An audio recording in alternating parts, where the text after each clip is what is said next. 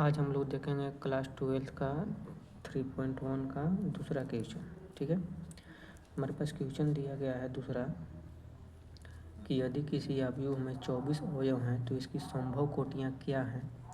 यदि इनमें 13 अवयव हों तो कोटियाँ क्या होंगी। तो सबसे पहले हम लोग देख लेते हैं कि इसका अगर 24 अवयव हों तो इनमें कोटियाँ क्या होंगी।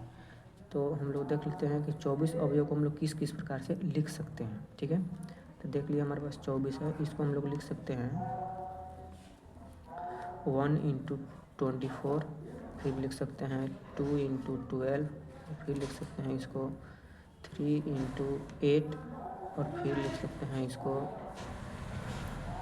4 × 6, फिर लिख सकते हैं 6 × 4, और फिर आगे लिख सकते हैं इसी को हम लोग लिख सकते हैं कि 8 × 3, फिर आगे लिख सकते हैं इसी को हम लोग 12 × 2, और फिर लिख सकते हैं 24 × 1। तो हम लोग देखते हैं इसकी संभव कोटियाँ जो होंगी, संभव कोटियाँ यह हो जाएगी 1 2 3 4 5 6 7 और ये 8। तो इसकी संभव कोटियाँ हो गई 8।